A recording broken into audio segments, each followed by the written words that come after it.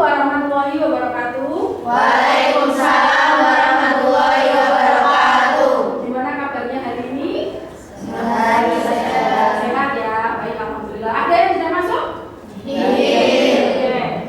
Alhamdulillah, sebelum kita memulai pelajaran pada pagi hari ini, silahkan ketua kelas berjudi doa. Ketua kelas. Ya, silakan. Sudah mulai selesai.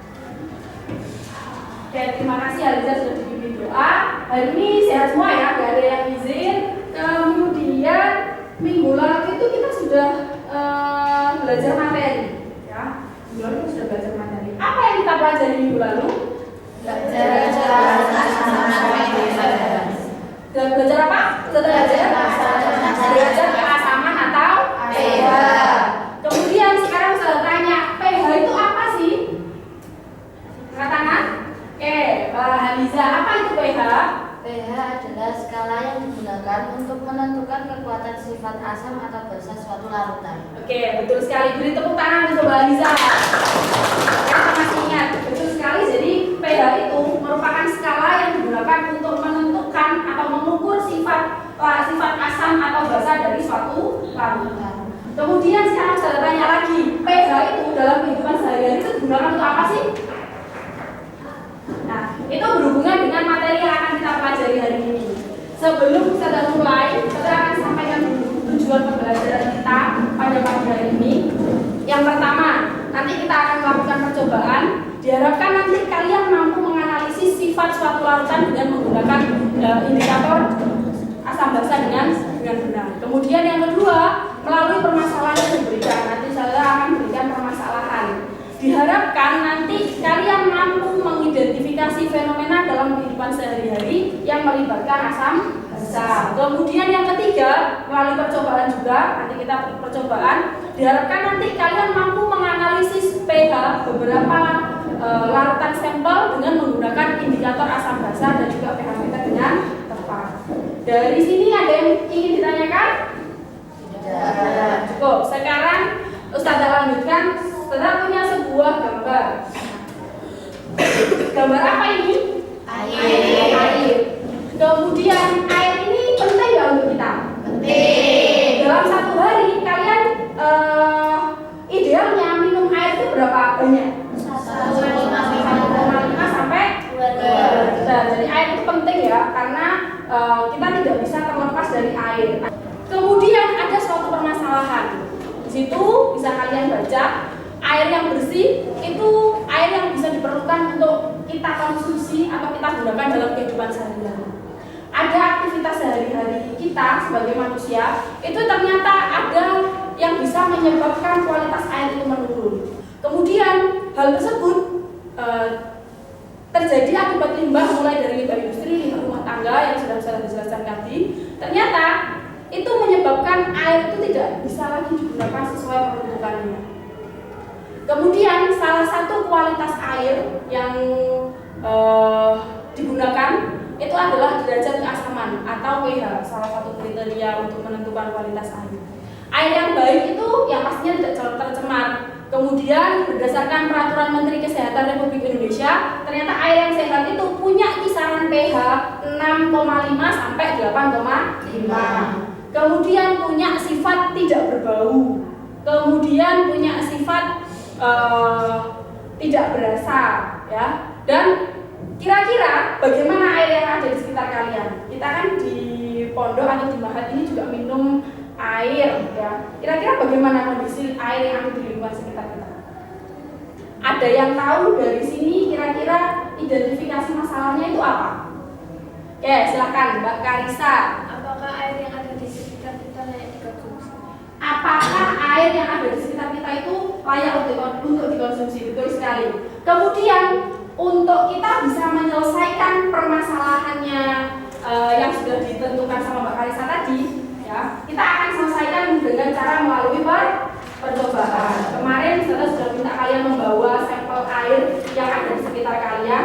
Nah, sebelum itu silahkan kalian bentuk kelompok kecil. Saya sudah bagi menjadi 3 kelompok. Kelompok 1 kelompoknya Diana dan kawan-kawan, kelompok 2 kelompoknya Hasanatul dan kawan-kawan, kelompok 3 kelompoknya Karisa dan kawan-kawan. Nah, ini kelompok 1, kelompok 2, kelompok 3. Nah, silahkan kalian bentuk kelompok, mejanya diatur supaya untuk mempermudah kalian berdiskusi. Silahkan. Sudah dapat kelompoknya semua? Sudah. Oke, sekarang saudara akan bagikan KPD di masing-masing kelompok. Nah, 1, 2,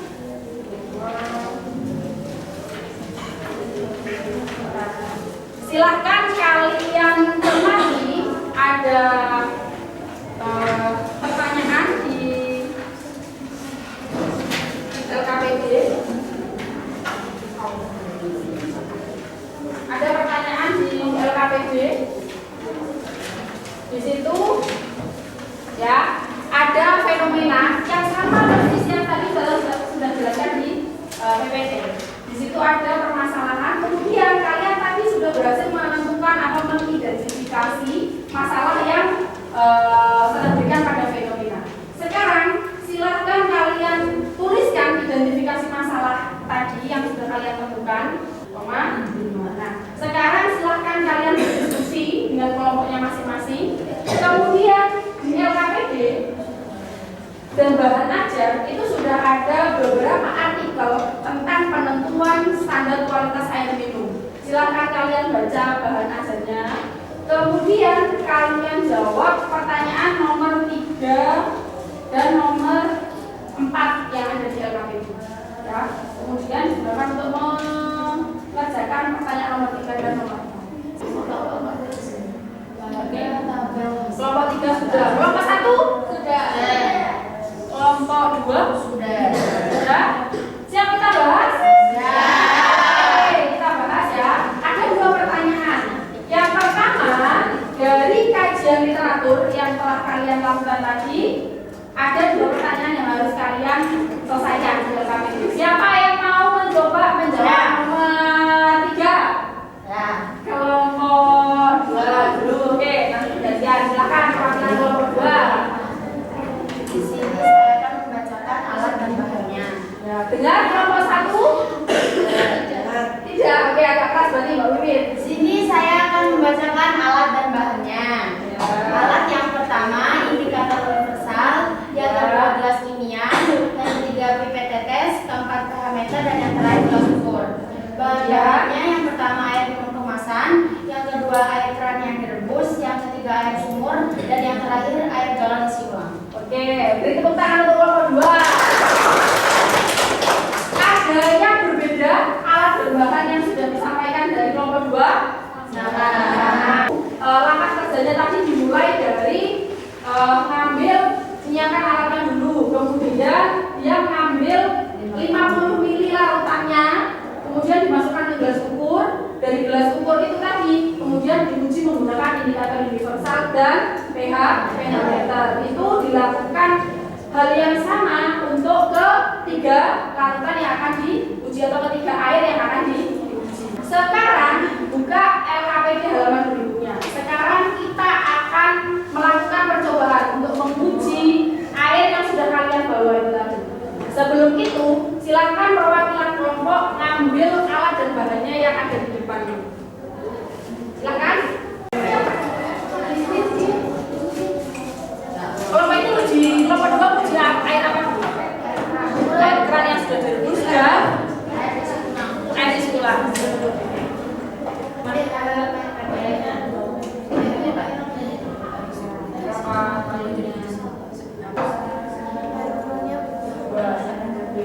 Ada kesulitan? Ada kesulitan? Belum. Oke, dulu. Silakan. Siapa yang mau, kelompok mana yang mau mencoba? Saya. Ayo, berlima. Ayo. Kelompok 1 silakan berdiri. Ini saya menyampaikan Kelompok 1 silakan. percobaan dengan menggunakan tabel bawah ini. Ya. Yang pertama itu air keran yang direbus itu tidak berbau. Ya. Air keran yang direbus menurut kelompok 3 tidak berbau, kemudian Tidak berwarna. tidak berwarna, Terus indikator universalnya itu 7, menunjukkan bahwa pH-nya 7, kemudian diameternya 8,5. 8,5. Ya, kemudian yang berikutnya Air sumur itu berbau, tidak berwarna. Indikatornya itu indikator yang 7, diameternya 7,4. Kemudian Terus air galon di sumur laut tidak berbau, juga tidak berwarna. Terus indikator universalnya itu 7, diameternya 7,0. ya, kemudian lanjut. Air minum kemasan tidak berbau, tidak berwarna. Indikator universalnya 7 dan diameternya 7,7. Oke, silakan duduk. Beri tepuk tangan untuk kelompok 3. Silakan lanjut ke pertanyaan berikutnya nomor 6B. Oke, ini yang lebih cepat kelompok 3. Silakan berdiri, Mbak. Ya, ini tinggalnya di sini ya, teman-teman. Air yang manakah berdasarkan bedanya termasuk dalam kriteria air yang paling layak dikonsumsi? Ya, dari data percobaan semua air masih layak dikonsumsi. Namun yang paling memenuhi adalah air minum kemasan karena dalam produksinya telah memenuhi standar kelayakan air minum. Oke, terima kasih untuk kelompok 3 sudah berhasil menjawabnya. Dari keempat air yang dia uji itu masih layak diminum dan karena rentang pH-nya masih sesuai standar yang ditentukan, kemudian tidak berwarna dan tidak berbau. Kalau air sumur tadi kelompok 2 kan berbau, berarti apakah masih layak untuk diminum? Ya. Juga kesimpulan sekarang. Kelompok mana yang mau? Oke, kelompoknya Kaisa. Kalian yang silakan berdiri. Kesimpulan dari percobaan yang telah kami lakukan adalah Ya. berdasarkan 3 kriteria yang ditetapkan pemerintah mendukung karena bau dan pH air, yang paling layak dikonsumsi adalah air dalam kemasan. Iya. Dan berdasarkan 3 kriteria yang sudah dilakukan, air yang layak dikonsumsi adalah air sumur dan sumur. Oke, beri tepuk tangan untuk kelompok 1. Untuk kelompok 1 sudah berhasil menarik kesimpulan dari percobaan yang kita lakukan dari 3 kriteria yang sudah ada dalam tabel pengamatan yang sudah kalian lakukan, warna, bau, kemudian pH.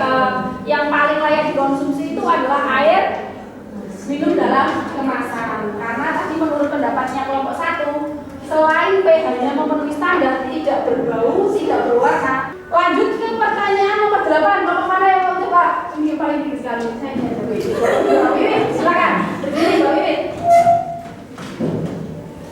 Kemudian, apakah air yang sesuai dengan 3 kriteria sudah layak dikonsumsi? Belum, karena selain 3 kriteria di atas, ada kriteria lain yang penting untuk pengujian lebih lanjut seperti pemantauan HDS atau total visual solid atau total zat terlarut yang tidak boleh melebihi 500 ppm. Yang kedua, parameter mikrobiologis seperti bebas bakteri, E. coli. Beri tepuk tangan untuk kelompok 2. Ini ada data ya di PPT. Nah, ini persyaratan kualitas air minum berdasarkan peraturan Menteri Kesehatan nomor 492 tahun 2010. Ada segini banyak standar penentuan kualitas air minum. Ada tadi yang disampaikan kelompok 3 betul sekali. Ada yang berhubungan dengan langsung dengan kesehatan, mikrobiologi. Kalau kelompok 2 tadi menyebutkan bakteri E. coli, benar sekali. Ternyata kelompok 3 menemukan lagi satu, ada bakteri apa itu namanya? Coliform. Satuannya 100 ml per sampel. Ternyata kadar maksimum yang diperbolehkan 0, tidak boleh ada bakteri, entah itu bakteri E. coli atau bakteri coliform. Kemudian yang kedua, dari jenis parameternya kimia anorganik itu ada parameternya dari arsen sampai ke selenium itu ada batas minimum yang diperbolehkan. Kalau misalnya air itu sudah ada tulisannya standar nasional Indonesia SNI kemasan itu berarti otomatis sudah melampaui keseluruhan parameter itu. Jadi sudah dikatakan layak dan kita nyaman untuk kita konsumsi. Silahkan jawab 6 pertanyaan evaluasi. Nanti meliputi apakah pembelajaran dari menyenangkan, apa yang didapatkan. Kita bahas ya. Dari kelompok mana dulu yang mau menerangkan? Saya. Oke, nomor 2. Nomor 1. Apa yang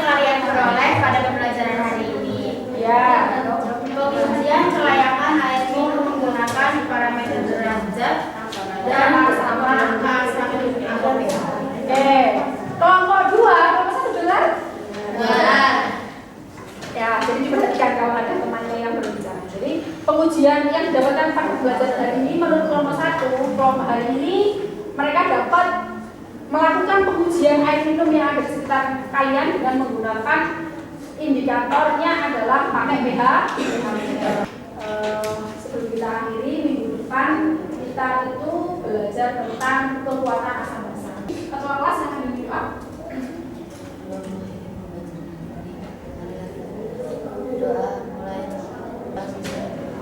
Terima kasih untuk semangatnya hari ini. Terima kasih untuk keaktifannya hari ini. Pembelajaran hari ini saya cukupkan. Kurang lebihnya mohon maaf. Wassalamualaikum warahmatullahi wabarakatuh.